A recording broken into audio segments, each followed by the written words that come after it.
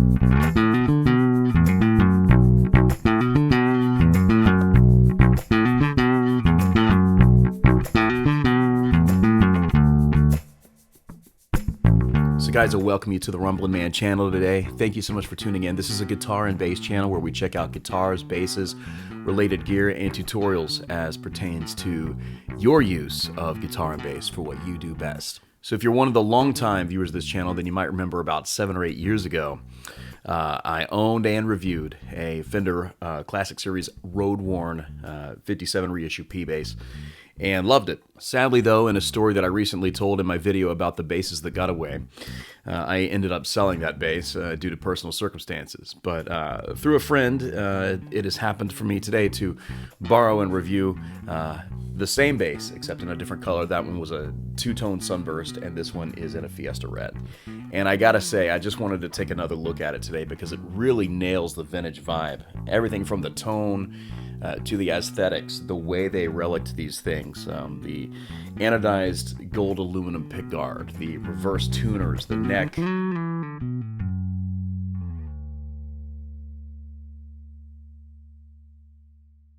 It just really feels the way an old vintage P bass ought to feel, and it really sounds the way an old vintage P bass ought to sound.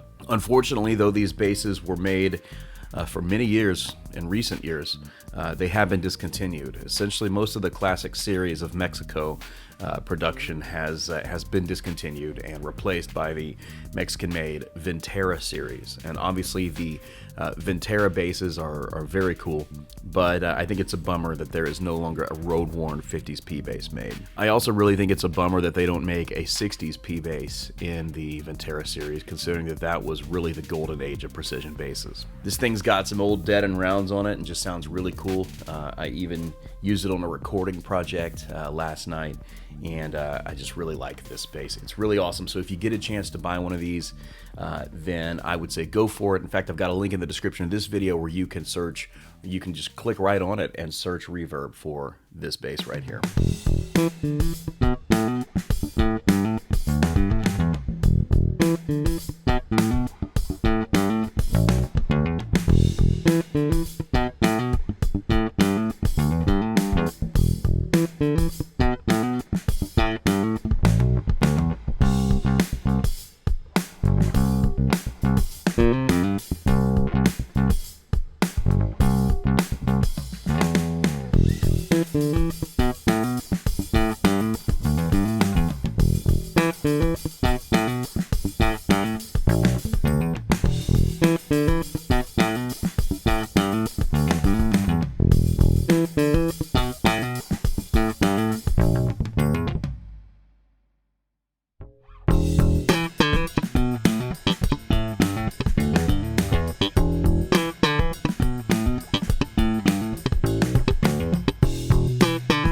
shout out and a big thanks to my good friend Ed Hauser, who's a local bass player and producer right here in the Florida Gulf Coast, Tampa Bay area, for letting me borrow this bass for review today. I really appreciate it.